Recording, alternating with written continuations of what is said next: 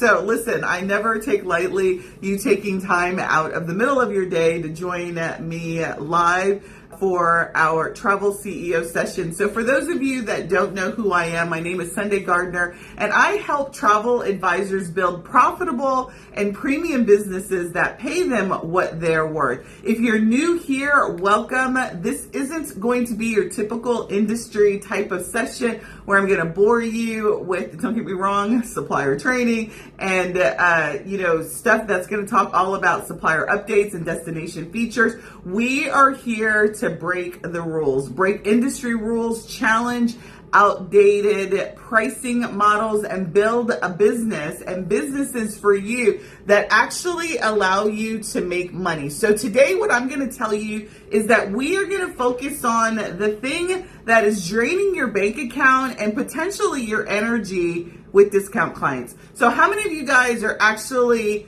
interacting with people who I would call budget seekers? I'm looking for the cheapest fill in the blank destination. How many of you guys are dealing with that in your interactions? Let me know in comments, or you have dealt with that in the past and frankly you are pretty sick of it. Let me know. The end of this session is my goal that you'll know exactly how to identify those clients up front and understand how they're costing you money so that you can gracefully exit out of the relationship. And most importantly, I want you to make sure that you start attracting the clients that will happily pay you your premium rates and for your expertise. All right, are you guys ready? Sick of it. You're sick of it. That's right. So the buck is going to stop here. And so what we're going to do is we're going to start with talking about the true cost of discount clients, why they're attracted to your business, because you will find that you are really the reason for that. And we're going to talk about what is the exact framework for positioning yourself to attract the right type of client that you want to work with. And it is my hope that you want to attract high value clients instead of these discount seekers. Plus, I'm going to share with you a couple of my previous clients and one of my students specifically who completely transformed how they attracted their ideal client to their roster in less than 2 months. All right, so let's get started. Let me tell you, I'm actually going to start with something that's going to be a little bit controversial in terms of your thought processes. All of your clients don't deserve your time and expertise. How many of you guys believe that? Let me know in the comments. In fact, some of the clients that you are actively working on right now probably are hurting your business, right? They are. And you need to let them go. So you've got to release. So I always go off script when I get in this, because I get in the heat of the moment and I start thinking about like all the things that have happened to me personally as a travel advisor, as a travel coach. And what I want you to know is that it is okay to let go. If you want to call in something greater than what you've got, you're going to have to let go of the things that you currently have that are preventing that new energy to come in place.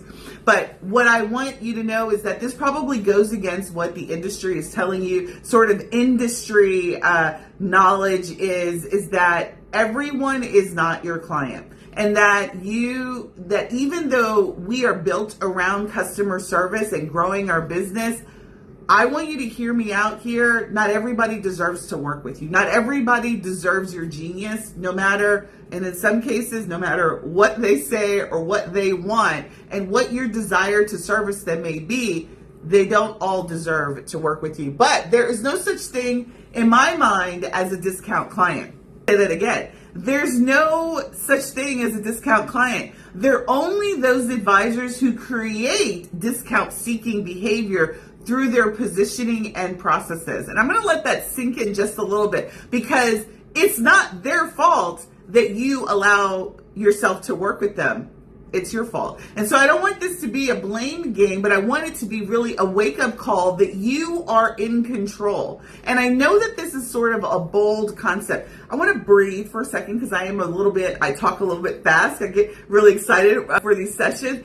And I want you guys to let that sink in for a second. Discount seekers aren't going to change who they are.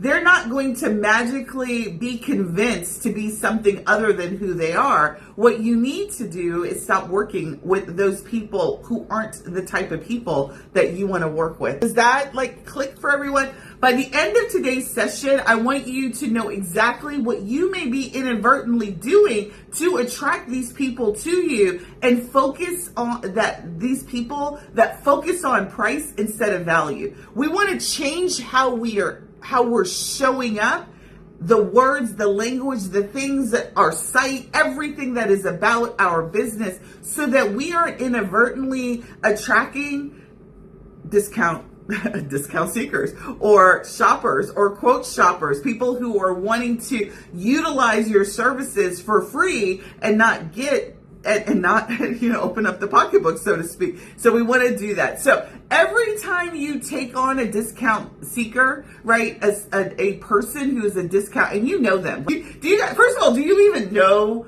the people when you interact with them? When you start talking to somebody who says that they want a quote from you, or they want to go to fill in the plate destination, do you have the red flags, or do you even see the writing on the wall before the writing is fully written on the wall? Do you even see that? And if you don't, that's also part of the problem that we want to solve today too.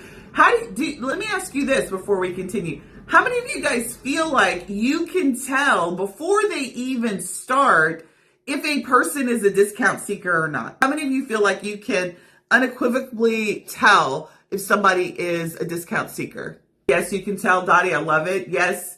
Carlotta says yes. Oh, Carlotta says no, not always. Usually not until I start talking with them. Yes, you can. All right. So the red flags are showing up. And the question is like, so, I remember when I first started in sales, and, I had to transition from like thinking of myself in my business as a seller. I never really thought of myself as a salesperson. I had this really negative connotation with sales. So I had all this baggage with sales that I had to get through. And I didn't know, so I hired a sales coach. And one of the things that I remember him telling me, his name is Mike Mark, really great guy out of Florida. And I remember him telling me early on is like, when you first start the conversation and you'd have these red flags that would pop up. I had a hard time like shutting it down. Like, do you see it? And then are you able to shut it down after you notice it? Like me, I would be like, I write my notes while I'm writing, and I like write this big X on the thing, and I couldn't break up. I have a hard time breaking up with people generally, because I'm just not like, I still to this day don't really consider myself to be a salesperson. And so like, is that your story too? Like you see them, but you still like continue the conversation because you're like, I don't want to seem rude. I don't want to stop. Like, and then you still do the work. You still continue the conversation. You still do all this stuff. But every time you do that, you're not just accepting less money for that booking, you're training your business to attract more of the same clients. Like it's bigger than you just breaking up and stopping. You continue to let that energy and that space into your life. And what we want to do is we want to stop it. We want, particularly when we see, hear, feel those red flags, we want to break up immediately. We do not want to be in long-term relationships with people who are not like our perfect booze. Does that make sense? I really want to make sure that that's you, because I struggled with that for a long time. Like, how many of you also feel like you struggle with that, the breakup? I'd get a red flag and somebody'd be like, yeah, I'm not really ready. And I'd still like 30 minutes in, I'm still talking to them on the discovery call. But I didn't cut it. That was a big problem for me. And so if that's your story, there's a cost to that. You're filling your calendar. If you have a conversation with somebody in Messenger and they're not a good fit from the get-go and you get that red flag, that means they're on your calendar, filling up your books with low profit work. This is going to turn into low profit, and you don't. You're blocking the space for premium clients, and we want to stop that. But why does this keep happening? Why do you keep doing it? It took me forever. I literally am a writer. So like I do all these discovery calls. When I first started coaching you all, I like would take copious notes. Like, so I have binders, like they sit right over here to the left. I have binders of conversations that I've had with travel advisors over the years, and travel advisors that have X on them in the conversation. But I wouldn't stop it. I would just keep doing it. I would work with travel clients and I would keep working with them, even though my gut told me no. All the things that I said, no. And someone wrote, Carlotta says, I do sometimes because I don't want to lose the client. But the problem is that you are keeping on that dead weight and you need to. So this isn't just theory about it. You guys are feeling it too. And I'm going to give you an example of a client. I just gave an example of myself, but I had a client. Her name was Alex, and she came to me and she was frustrated with clients constantly comparing her rates to online booking sites. She thought she needed to find better clients. How many of you guys feel like that? I just need to find better clients. It's the clients. I need to find better of them. And if I find better of them, that is going to just let me get better people and everything will be okay. How many of you feel like that's the problem? It's the people. You just need to get more people. Because I felt like that, just like you did for many years. It's just the people. If I get better people, everything will be fine. And so what I will tell you, it's the people. Tati, she's like, it's the people. Maria says, it's the people. Carlotta says, it's the people. And let me tell you, what Alex discovered is that she was creating her own problem. And so many of you are probably doing the same thing. Subtle signals in her messaging, even her consultation process was a part of the problem. But this is what I'm going to explain to you guys today, which I call the discount client paradox.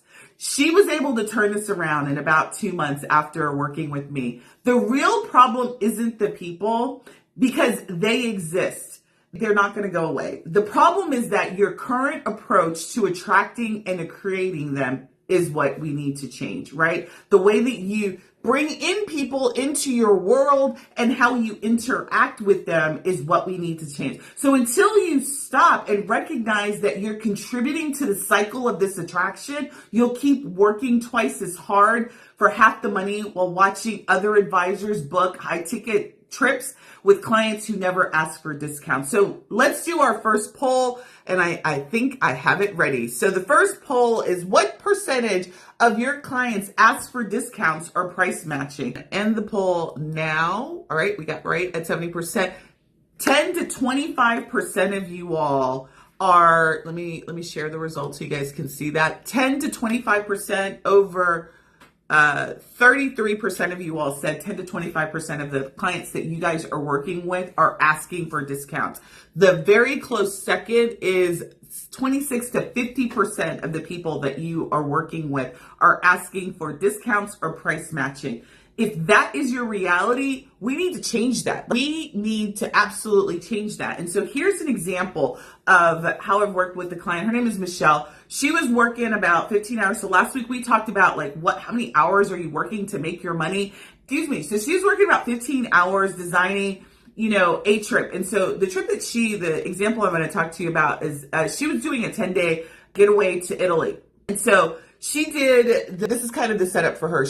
She's an experienced, she specializes in Europe. She specialized in Italian vacations, and her client asked for a 10-day trip. And so she spent about 15 hours designing that itinerary. It included wine tours, private tours, wine tasting, private tours, boutique accommodations. And she had this packaged at about $7,800. Given the amount of days and all the stuff that was included, that's what she did.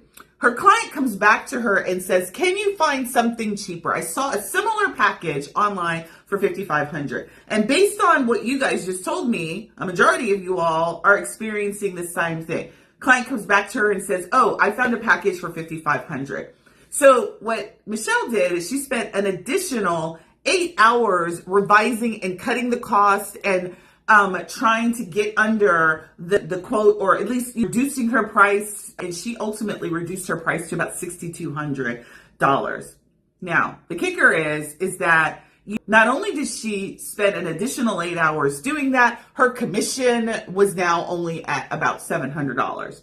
She spent about 23 hours worth of work. Now, if you guys are designing these sort of high-end luxury trips, you may be spending equivalent amount of time. You come back, this is $28 per hour. When you take the number of hours that she worked and what her commission check was, it's about $28 per hour. So last week we talked about kind of how much are you making an hour? Are you pricing yourself to really be at the rate that you want? And so what happened to Michelle's booking, right? She spent all this time. Now mind you, She hasn't even collected the money. This is potential if the client says yes, and she's already invested all of this time. 2 weeks later, multiple change requests. This client has asked for, I need you to change this, I need you to change that. She complains about the hotel room size, but had the client kept the original recommendation that Michelle put together, everything would have been fine. So she's spending more time going through the change request, managing the problems, and finally, after all of that, her rate now drops to about $20 an hour because after the additional work that she has to do. How many of you guys are experiencing this story? I mean, I got countless stories like this. How many of you guys are experiencing this in the way that you are designing trips, the way that you are interacting with your clients, right? How many of you guys are, this is your life. This is what you guys are Alicia's like, heck no, I don't do that, right? So hopefully you've got a process that nips all of that in the bud. But, Maria says sometimes you're experiencing this, right? And so here's another example of how it could be in your life is that you have the same type of trip, right? This is your specialty. This is the destination that you love doing. This is what your signature destinations are coming at. But you price your trip, let's say it's at $1,100, right? You spend 6 hours doing the put together for that trip. Because again, it's your signature destination. You know it well. Commission, you know that your commission based on that price point is going to be about $2,500. Hourly rate for your 6 hours turns out to be $500. What's the difference in these two advisors? What do you think the difference is? What do you guys think that the difference is between the two advisors and why one advisor is spending hours do it now? And again, I'm going to assume what I want you guys to do is I want you to assume that the experience level is the same. Both advisors know the destination well. It's not because they don't have the experience. It's something else. What do you guys think that the difference is, right? Let me know in comments. Like, what do you think the difference is that these advisors are having? One's charging higher, spending less money, making more money. The other one isn't making as much money, spending hours going back and forth with the client. What do you think that is? Many of you guys are not responding. I'm going to give you the answer. Premium advisor, right? I think it's first posture. Margot, you hit it right there on the nail, right? Premium advisor 2 positioned herself to attract the kind of client who values expertise over price. There's no price objections because they already understand what they're dealing with in the advisor. There's no excessive revisions because, again, the advisor has set the expectation. There's no post-booking drama. So once the client gets on site, unless something catastrophic happens, the client is happy with what goes on. Again, now catastrophe happens on trips all the time, but understanding what the process is going in is really going to be the difference. So here, the first example, she came frustrated. The first advisor, she's frustrated with the client. She's making less money and she's still not getting what she wants out of the process, right? She wants to be able to deliver trips in the destination that she wants and works with clients that value her thing and be able to do it in a time frame that allows her to take on as many clients as she wants and still deliver the service without a bunch of headache. How many of you guys have had clients that you work with them, you got the spidey sense before you worked with them, you wrote the X, you took the client on and you're like, man, I knew better, right? How many of you guys have had that? And then you look at your commission, you look at your margin, and you're like, geez Louise, this was so not worth it. Like, there was no part of this that was worth it.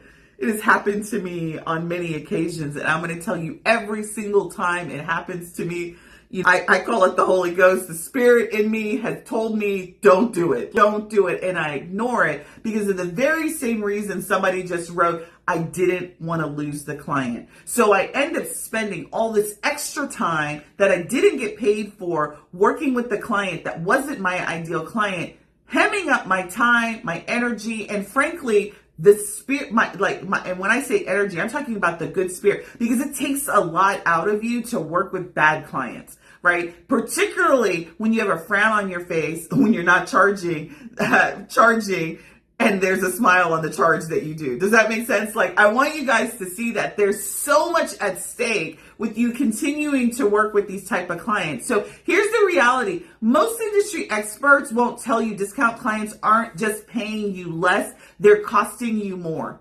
That's a fact. We just talked about that. They require more time. They require more revisions. They require more justification of your value. And they're more likely to have issues during travel. One, because they probably don't read they don't read the stuff that you get. They're just bad all around. Like, I'm not even gonna lie. They're just bad all around. So it's not the fact. So yeah, you get a client in your pocket, but they are so much more work. Marie says they are so much more work. Literally out of Marie's mouth, that's exactly the truth. They require so much. They literally are more expensive because the opportunity cost that you have given up is massive. Every hour you spend chasing a discount client down is an hour you're not spending attracting and servicing a premium client who will pay you 3 to 5 times more for the same work. Like, I want that to sink in. So the fear of losing a client is allowing you to lose your potential other clients that won't fight you if you just make the shift. You guys ever heard of woosah? Like, you gotta just woosah them out of your life. Like, that is, so Michelle's story, she shows you the difference between struggling client, and you guys have your own examples that you can call on to see how this has worked for you. The good news is that there is a solution that's entirely within your control. You control who you work with as you control your price. So let's break down exactly how you can do that inside of your travel business by using 3 frameworks that we're going to go over today. And so let's start with the first one we talked a little bit about. It's called the discount client paradox, right? This is your big aha moment that I want you guys to have in this session. This is where you need to change pretty much. When my students do this, they stop thinking of themselves. They stop thinking of the client and external force as the problem, and they look at what they can do. And so here is what that discount client paradox is. Conventional wisdom is going to tell you that, listen, that clients are just bargain hunters by nature. That's completely backwards. The truth is your messaging, your consultation process, and even how you present your services are actively training clients to focus on price instead of value, right? I want that to just sit with you for a second, right? The things that you are doing and the way that you show up is training people that see you, read your stuff, hear you on your lives, watch your videos, do everything, is training them to focus on price instead of value. And so here's the aha moment that I want you to do. Isn't that you are attracting the wrong, you've got to realize that it's not that you're attracting the wrong clients, you're inadvertently creating them through these 3 mistakes. Do you guys get that? The first mistake is how the way you position yourself as a deal finder. How many of you all have language right now on your sites, in your social media posts that says you've got the best rates, you have affordable luxury or affordable fill in the blank? How many of you guys are using that language in any of your content right now? How many of you guys? And I literally, having interviewed hundreds of travel advisors, when I ask them what their vision is, they'll say, I want to be affordable. I want to offer, I want to create, like, the vision for their business is, I want travel to be accessible to everyone. And the reality is, if you want high ticket clients, it's not accessible to everyone. So your language needs to change. I don't use so good, you don't use cheap, and you don't use deal. Second, in evaluating where you are you leading your consultation with itinerary details and logistics, right? Instead of what your experience will do for your client. So the travel experience that you create should have an end result, and it's not about the itinerary. Day 1, day 2, like, here's what I'm going to do day 1, here's what you're going to do day 2, 3, 4, and 5. Are you leading with the logistics and all of the boring I and T crossing stuff? Or are you really talking about the experience that they're going to get on the journey that you're about to send them with, right? That is the key. We are logistics people. We are responsible for dotting the I's, crossing the T's, and making sure that everything lines up, but we certainly don't want to lead with that in our consultations. The third thing that is an opportunity for improvement is that you're responding to price objections by immediately looking for ways to reduce the cost. I'm gonna let that sit for a while. So somebody says, this is too expensive, or fill in the blank. I found this at this, or is it really going to be right? They furrow their brow, and they're like, does it really need to cost this much? This is really above the budget. And so you immediately start justifying what you've done on ways to cut it, right? That is one of the things. So that's the client paradox. So once you understand that you're creating your own discount clients, that allows you to change, because again, it's something that you can control. This isn't about finding different clients. It's about showing up differently so that clients respond differently. So if the language that you're using in all of the way that you talk publicly is discount language, right? We want to change that. If your process is a discount, you're setting things up to focus on discount instead of experience, right? And you're focused on the transaction as opposed to the experience you're going to create, that is also a reason why you're getting this back. So Marie says, I'm guilty of offering to shorten the trip or ask what they want to take out. And the reality is if they ask for something, unless they want it entirely different, you deliver what they want, right? They want to strip things down. And what I would ask Marie is that if you doing that, does that successfully close the deal for you? If it's not successfully closing the deal, then we absolutely want to look at an alternative way to introduce what you're bringing to the table in your consultation, such that your clients aren't looking to try and strip down cost. Point number 2 is, this is the second area that I want you to think about, which is value first reversal. This is really about flipping the script completely in terms of how you explain your value to your clients.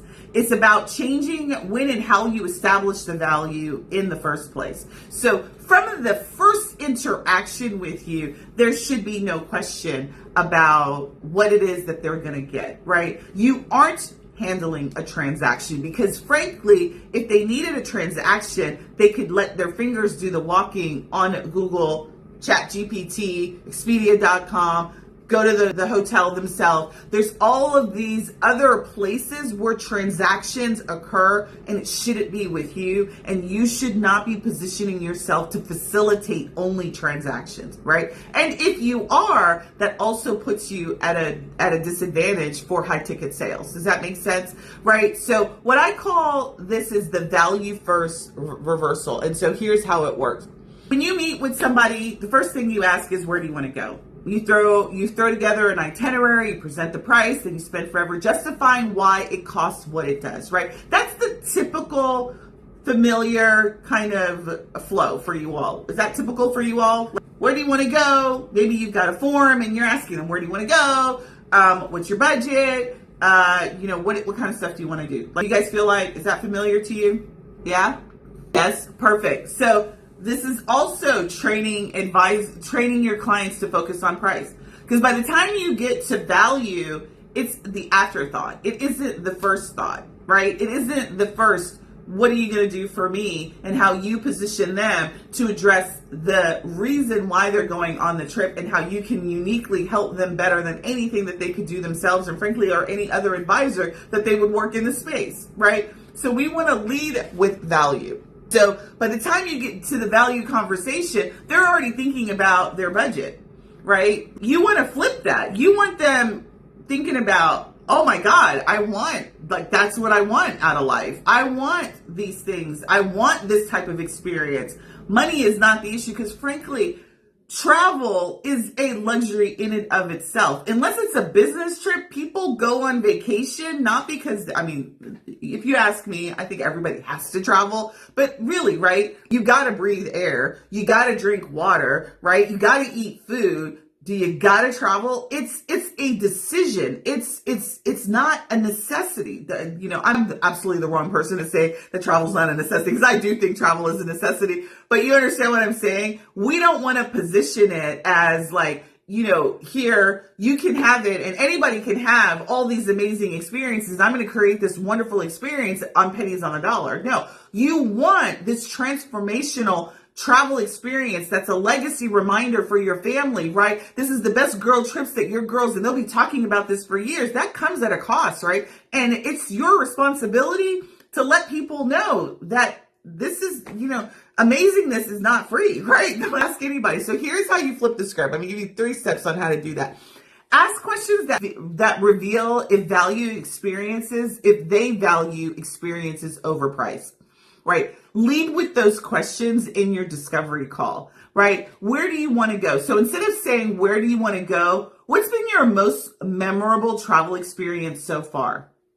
That's the kind of question. So then if they say, well, I've never traveled before, then talk about what do they want the memorable experience to be, right? If they say, I went to Barcelona and I remember, like when I ask this question, the amount of I can see literally, because I do all of my videos, I do them on camera. So I can see their body language. I can see their facial expressions. I can see if they're lit up or, they're frowning and all of that. And so when you ask this question, you're going to be able to get a response from them that's going to allow them to have a conversation in their head. So if you guys remember last week's conversation, I said the stuff that you do needs to start them talking in their head about something. So when you ask them about this memorable travel experience that they've had so far, you want them to be going back and thinking about, I remember when I did this, right? That's going to get them off a price, because they're not thinking about the fact that it cost them $24, $24.99 or whatever. They're thinking about how they felt. Another question that you can ask is, what would make this trip absolutely amazing for you, right? This forces the conversation into what are their requirements for amazing, right? This forces them to think deeper. Now, if you get clients, and this is where a red flag comes in for you. It's so funny. I sit and then I start fidgeting because my back is hurting. If you get clients who give you half-assed responses to these questions, that's a red flag, right? You get clients who don't really want to answer the question and give you surface level responses. That's a red flag.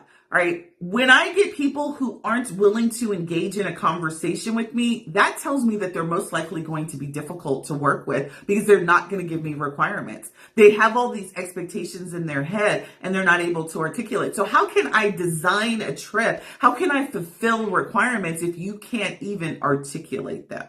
It's not your job to try and figure out and match nothing to amazingness. It's your job to get them to tell you what they want in a meaningful way that connects to really the emotion of what they want to achieve, right? People, when they go on trips, they don't just want to go. I mean, sometimes you just want to get away. You want to go to a hotel and you do a staycation, but you want, and most of the people that you're working with have the money, right? They have the money to spend on whatever experience is in their head, whatever that may be. It's your job to identify what that is so that you can match it, so that you can get them to spend the money to get the experience that they want, right? But it's not your job to try and magically guess what it is. That is the purpose of the discovery call, right? So you understand when I talk about the consultation process, if you aren't doing that in your consultation, it's going to be really hard for you to match and create and design something that really is going to match it, that isn't going to be focused on price. Right away, you can tell, like when you're having this conversation with them, you can tell if they light up, their face lights up, if their whole body language changes when they start talking about this experience that they've had in the past, or if they talk about why they want to have the experience that they're procuring you for. This is probably one of the most invaluable pieces of information that you're going to get from your discovery calls, right? When they're talking, they're not talking from a price perspective. They're not talking about their past experience about like, oh, it only cost me this amount, right? And if they are, that's a red flag for you as well, right? I went to Barcelona for 10 days and it only cost me $7.99. And that was the highlight of my trip. That clearly is going to tell you what kind of client that is, right? So step number 2 is, that would scare me, right? That would scare me if they said Barcelona $7.99, but it'll be amazing. So the reason I introduced like a survey, a trip for fit clients, and I do the survey the way that I do is because it immediately tells me if there's a mismatch in number, in money, and destination, right? But the conversation, when I see that, so let's say somebody says, and I always use this as an example, somebody says that I want to go to, what's the place with the hotels in the middle of the ocean? What is that place? It's on the tip of my tongue. Starts with a T. Come on, travel advisors. The Maldives, right? Maldives, the other one that starts with a T, right? Tahiti, the Maldives.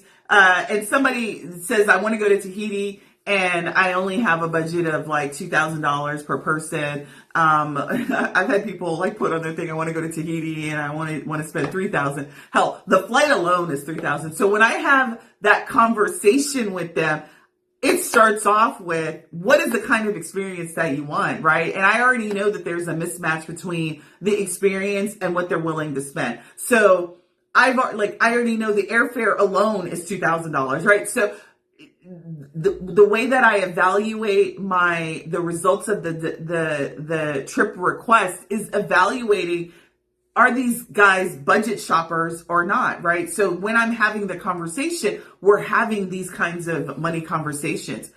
So step 2, and this is what I just said, step 2 is talk money early, but frame it around experiences. So that example that I just gave, if somebody says Tahiti and their budget in the form says $2,500, there's a mismatch. We're hitting that in the bud in the beginning. I'm not like having a 30, 50 minute conversation with them and then I talk about price at the end. We're talking early about, based on what you're describing, this kind of experience, what do you think that what do you think that it would take to deliver this? Like, we are not like, I always like to tell my story and kind of where I come from. Cause I didn't come here with all of the strength that I have now in terms of my ability to position myself, my ability to hold a conversation strong. It took a lot of no's. It took a lot of like slaps in the face. And so hopefully these types of conversations will allow you to be a little bit, if not a lot more bold in what you bring to the table so that you can have these money conversations. I had a huge issue with money when I first started in the space. I was scared to death to have a conversation about money because I didn't want to scare people away. And frankly, that's what you want to do. You want to scare them away or slap them into reality based on the conversation. I literally remember I was planning a trip to Hawaii, and this is for a family member years ago, and they wanted to travel to Hawaii during Christmas, and they weren't coming out of a major hub, and their budget was some ridiculously low budget, right? During Christmas holiday, no doubt. And out the gate. And so before we even started, I was like, Roger, there's no way that, Hawaii is going to be this amount. You're talking about the busiest season of the year and frankly, one of the most expensive destinations to go to. And you got all of these hops you got to do from point A to point B. That conversation was held. So before I even before I even got on the phone, I was like, here's what you're looking at, right? What do you think? Like, do you want to change the destination? Do you want to do? So before we even got into that mix and me doing too much, I already knew the destination and it wasn't aligned. So it was based on, what do you want for your experience? What are you willing to pay? If there's a mismatch, I'm not going to waste my time, right? The red flag is there. I already know, right? These conversations you need to have early in the conversation. If you're texting with somebody, don't be so quick to just send them to your profile. Ask a little bit of clarifying questions, right? In terms of gauging. One of the clarifying questions you can ask if somebody texts you is, When are you looking to make the decision on your trip? Oh, I'm looking to do it next month. That tells you that anything that you do right now is going to be premature because they're not even ready to pull the trigger, right? Money conversations sooner than later. Number 3, share a quick story that shows your expertise without bragging. I'm okay with a little bit of bragging as long as you keep the client in mind. Meaning, these stories that you tell, you guys are the bomb.com. You've worked with clients, and even for those that are watching that are new and haven't worked with clients, you still are the bomb.com. You'll become the bomb.com relative to travel, but your ability and your desire to do this is strong. What you want to do is demonstrate how you've done it for other clients. So I always weave in a story. I always weave in, I've worked with a client who's had a similar experience that you've done. This is what we've done. This is how we've structured it. And based on what you're telling me, I believe that this would be a similar path, or here's how I would change that for you based on what you want, right?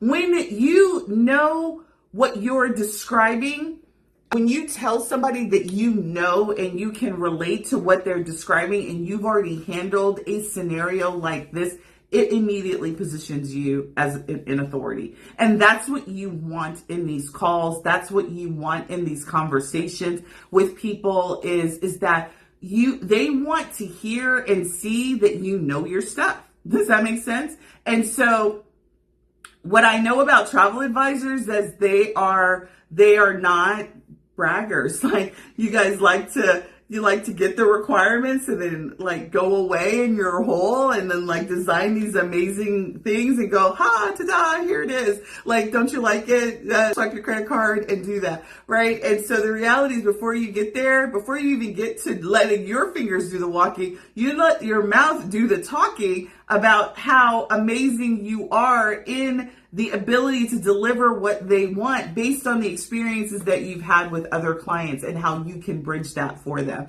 Hopefully that makes sense for everybody. Let me know in comments, is this clicking with you? Step 4 is, before you spend 1 hour doing detail designing, doing any trip planning, get clarity on the direction. I got advisors that do 3 or 4 different iterations, multiple destinations. You need to like nail all that out before you get off the call, right? I'm nailing down the fact that you're paying me for the service and you're clear on the direction that I'm going to go, right?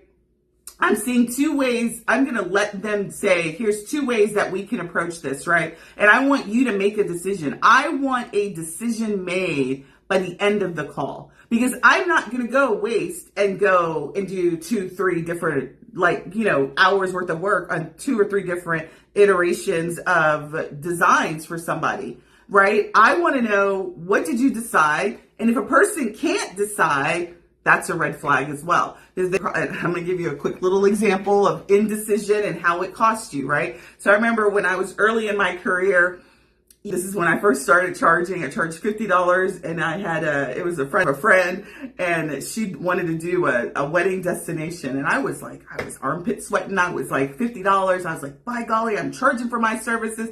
I charged her $50, 7 or 8 iterations later, right? And mind you, hours worth of work, doing quotes, picking resorts for this getaway wedding. 7 iterations later, she didn't book, right? They ended up eloping at the local courthouse, and I was like, what? Like, she's like, I don't really know where I want to go. I don't really want to know where I want, I know I want to do somewhere in the Caribbean. I think I want to do Mexico. I think I want to do Jamaica. I want to do this. I want to do that.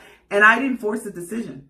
I didn't even have any parameters around my itineraries by then. So it was like, literally, we went back 7 or 6 times on this, multiple quotes to her, and she still didn't book, right? And I made $50. So I made $50, but based on the number of hours, I made less than $10 an hour. It was like maybe a couple of dollars an hour with the amount of work that I worked on, right? And so set expectations. What I want you to do is I want you to make sure that the decisions that need to be made are made. So when you get to your follow-up, when you get to the presentation stage of it, they already know what they're going to expect. They're going to get a realization of the decisions that they made, And if there's any clarity that needs to make, that is the purpose of your call. Make sure. Now, if you don't know and you need to have another follow-up call, set that as the expectation as well.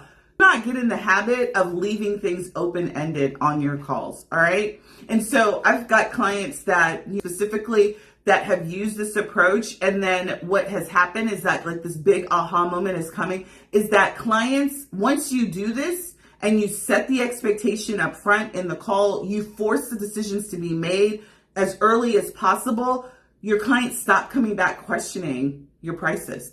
They stop questioning the booking rate, right? They stop questioning, well, this or that, right?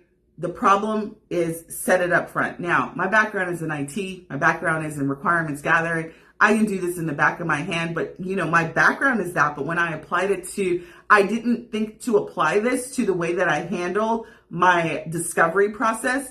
And I will tell you, I now think of this just the same way as I do software development. When you are sitting down with your clients, ladies and gentlemen, you are sitting down to identify requirements, ensure that they understand your expertise, and that you get as many decisions as possibly possible made, or any barriers to those decisions identified in that call. Let me know in comments if that is clicking with you all. All right, last point in terms of this is premium client filter. This is a lot in an hour, so I may go a little bit over, so hopefully you guys can stick with me. The premium client, this is your implementation framework. Once you reverse the approach, right? You stop attracting on the front end. When you're talking to them, you're making them decide, you're identifying your red flags. Once you reverse this approach, what you need is a system to consistently attract these clients. You need a filter to filter out the bad ones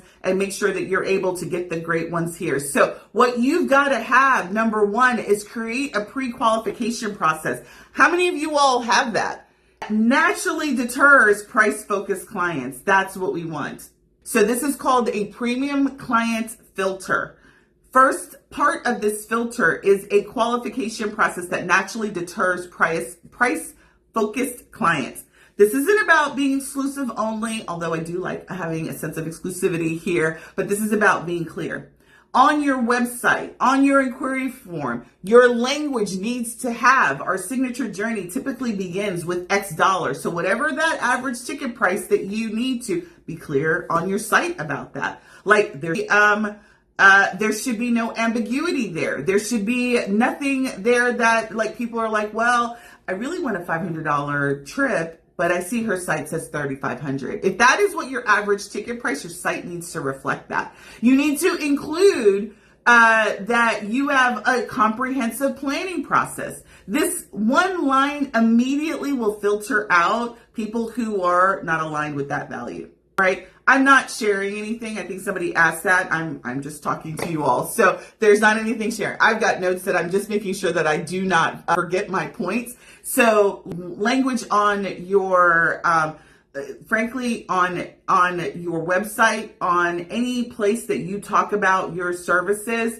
they need to talk about what the starting price expectations are. All right. The second one is implement what I call the reverse budget conversation. Instead of asking what's your budget, which immediately makes somebody think about price, I want you to be focused on what experiences are most important for you on the journey, right?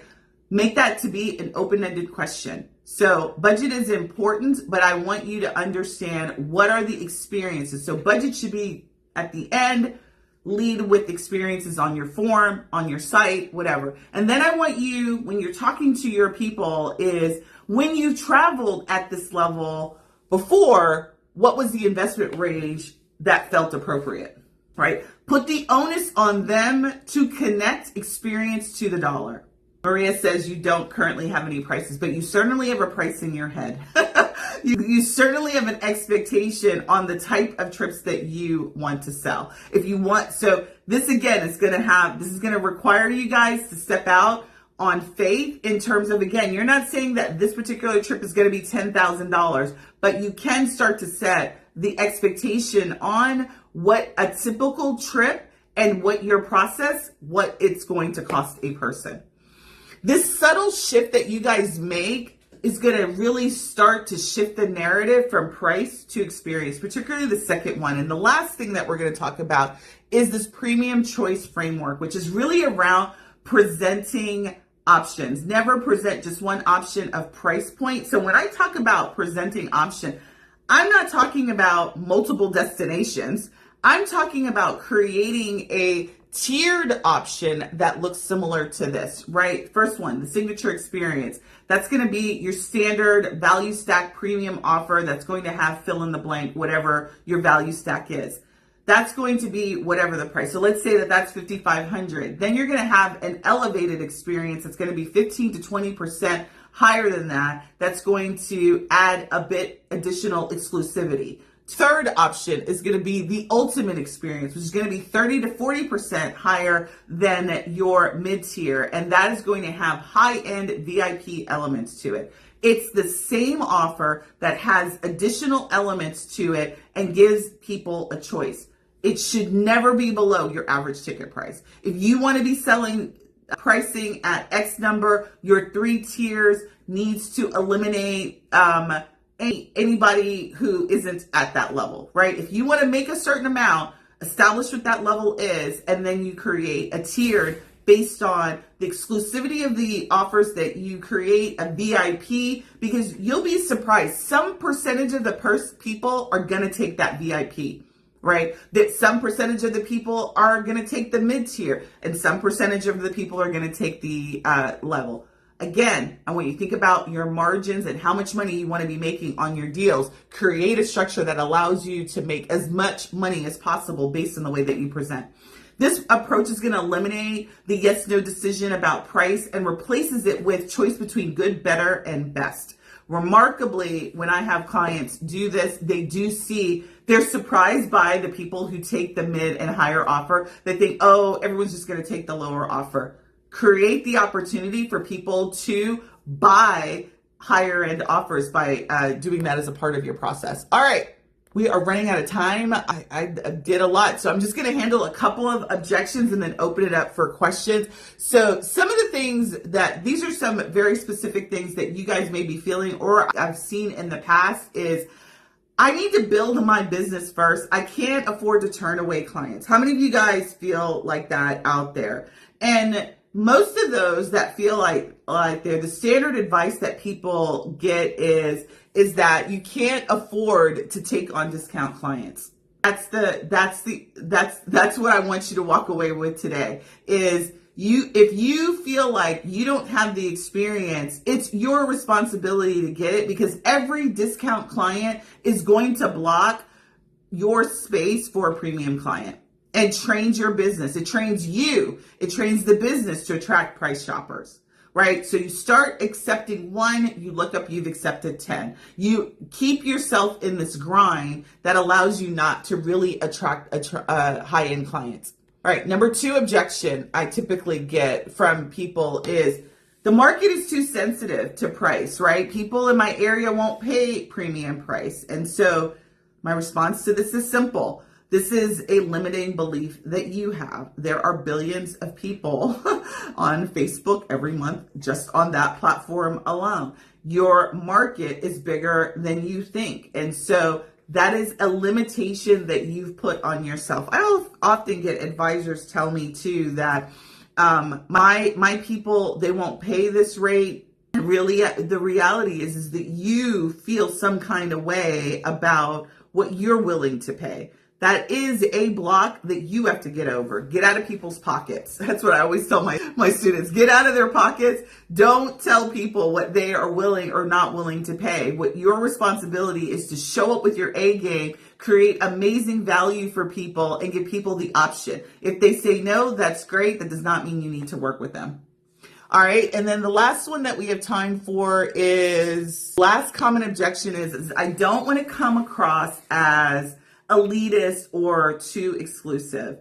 And let me just say this. There is a huge difference between being elitist and being clear about who you serve, right? Not everybody can afford you. Not everybody can afford me, right? As a private coach, if I'm offering private coaching service, not everybody can afford that. And so Not everybody can work with you. Not everybody should be working with you. Just because they are in the situation that you are in, that has nothing to do with you, right? What I will tell you is not everybody can afford a specialist for a particular service. You are a specialist. So just because they can't afford it doesn't mean that you need to start giving your services away for free.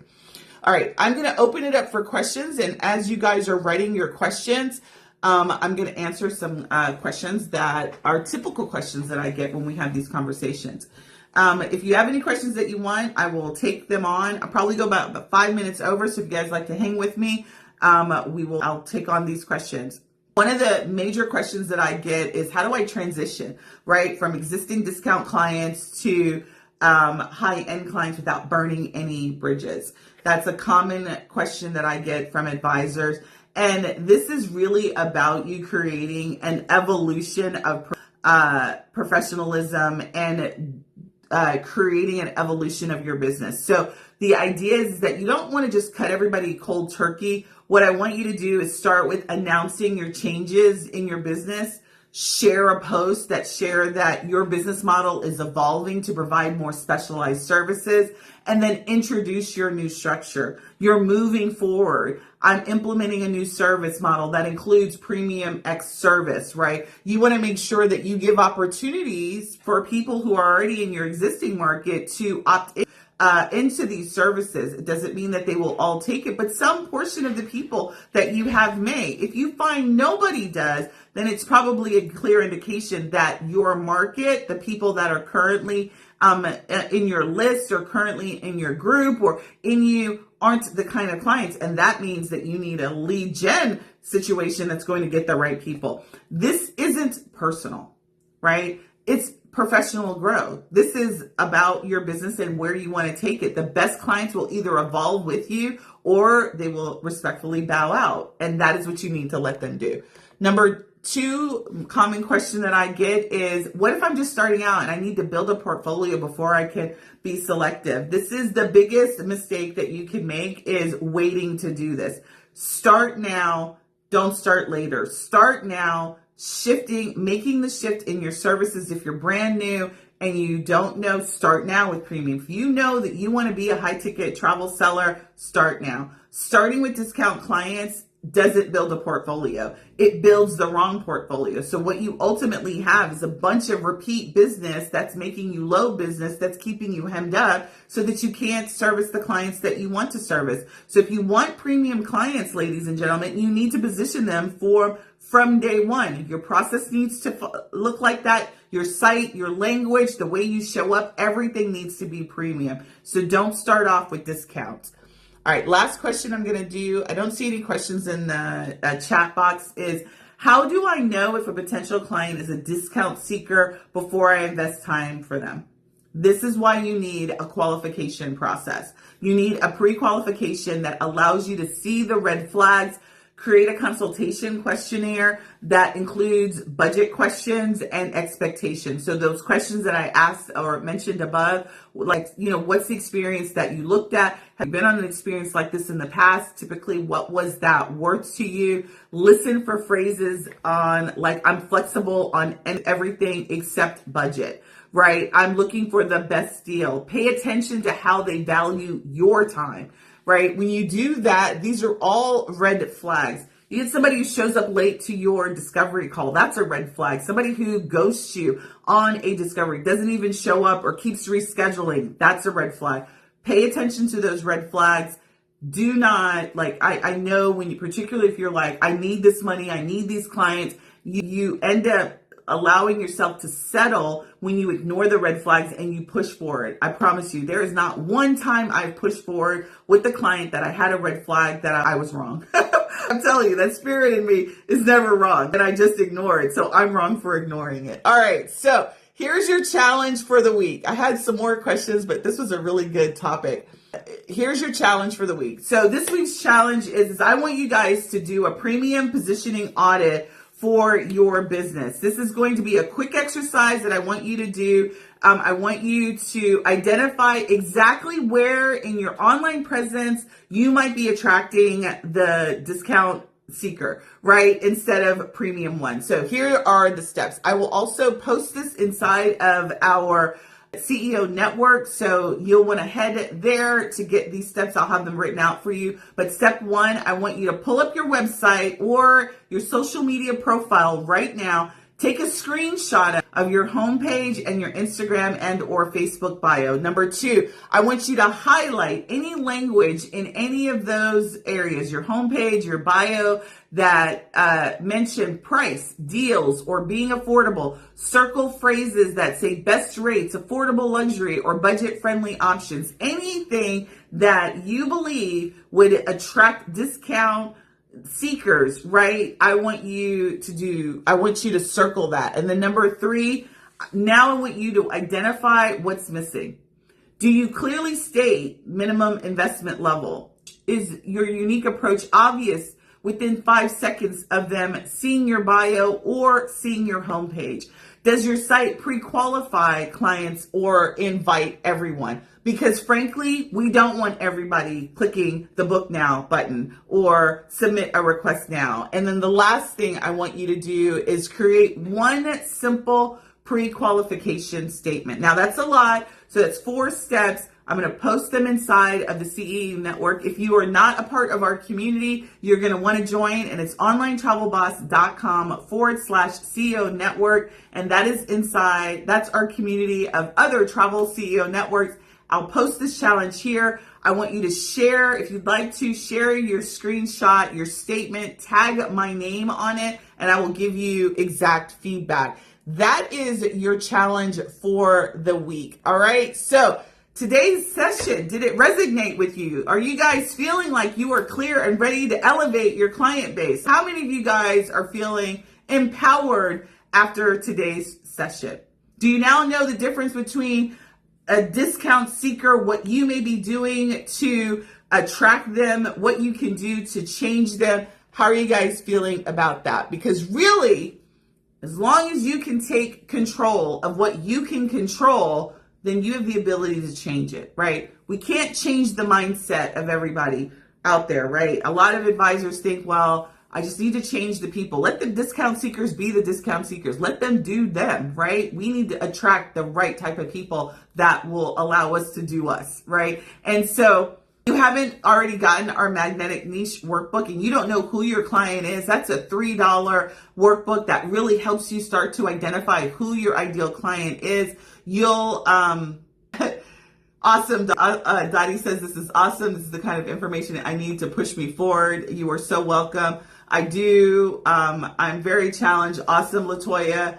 The community name, Alicia, is CEO Network. To get there, it's onlinetravelboss.com/CEO Network. And that will take you directly into our community. And so within about an hour or two, I've got a meeting. I will post the challenge there. And I really do challenge you all to make this switch in the language that you're using and stop. For heaven's sake, stop working with discount people, particularly if that's not. Now, don't get me wrong. If you were listening to this and you're like, but I like them people. I want to work with discount seekers and I want to be everybody, right? Whole different model, I say. If you want to work with discount seekers, don't have discovery calls. Create a membership site, travel membership, and then get as many members and then pour into the membership. It's a totally different model in your business based on the type of client you work with.